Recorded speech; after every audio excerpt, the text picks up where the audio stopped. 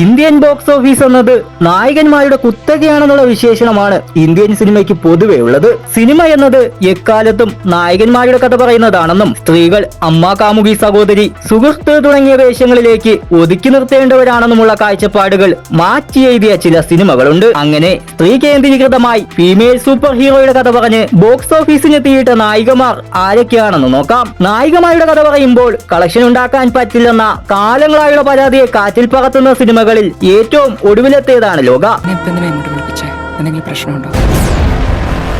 ലോകം യക്ഷിയെന്ന് വിളിക്കുന്ന അടിച്ചമർത്തപ്പെട്ടവരുടെ ശബ്ദമായി വരുന്ന കളിയങ്കാട്ട് നീലിയിലൂടെ കല്യാണി പ്രിയദർശൻ ബോക്സ് ഓഫീസിന്റെ നടപ്പ് രീതികൾ പൊളിച്ചെഴുതുകയാണ്. ലോകയ്ക്ക് മുമ്പും സ്ത്രീകളുടെ കഥ പറഞ്ഞ സിനിമകൾ സമാനമായ രീതിയിൽ ബോക്സ് ഓഫീസിന് തീയിട്ടിട്ടുണ്ട്.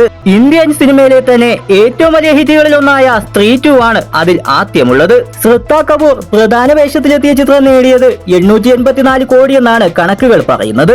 ലോക പോലെ തന്നെ യക്ഷിക്കഥയുടെ അവനിർമ്മിതിയായിരുന്നു സ്ത്രീ പരമ്പരയും. വെറും 15 കോടി മുതൽ മുടക്കിൽ ഒരുക്കിയ ചിത്രമായിരുന്നു സീക്രട്ട് സൂപ്പർ സ്റ്റാർ. അമീർ ഖാൻ സപ്പോർട്ടിംഗ് വേഷത്തിൽ വന്ന് സൈറ വസീം നായികയായ ചിത്രം ബോക്സ് ഓഫീസിൽ നിന്ന് നേടിയത് 900 കോടിയിലധികമാണ്. ഇന്ത്യൻ സിനിമയിലെ ഏറ്റവും ലാഭമുണ്ടാക്കിയ സിനിമ കൂടിയാണ് സീക്രട്ട് സൂപ്പർ സ്റ്റാർ.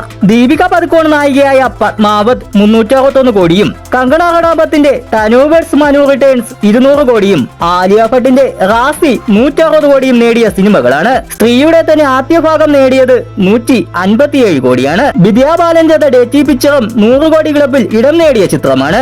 തെലുങ്കിൽ അനുഷ്ക ഷെട്ടിയുടെ അരുന്ധതിയും ഭാഗവതിയും, കീർത്തി സുരേഷിന്റെ മഹാനടിയും, തമിഴിൽ നയൻതാരയുടെ കോലമാവ് കോകുലയുമെല്ലാം വലിയ ഹിറ്റുകളായി മാറിയ സിനിമകളാണ്. ഇങ്ങനെ ബോക്സ് ഓഫീസിലെ കോടികളൊന്നും തങ്ങൾക്ക് ബാലികേറ മലയല്ലെന്ന് പലപ്പോഴായി സ്ത്രീകൾ തെളിയിച്ചിട്ടുണ്ട്. സ്ത്രീകളുടെ കഥകളോട് ഇനിയും മുഖന്തിരിക്കാൻ ബോക്സ് ഓഫീസ് കണക്കുന്ന ന്യായീകരണം പറയാൻ മലയാളം ഉൾപ്പെടെയുള്ള ഒരു സിനിമാ മേഖലയ്ക്കും സാധ്യമാകില്ലെന്ന് സാരം. അതേസമയം 200 കോടിയിലേക്ക് ലോക എത്തുന്നത് 12ാം ദിവസമാണ്.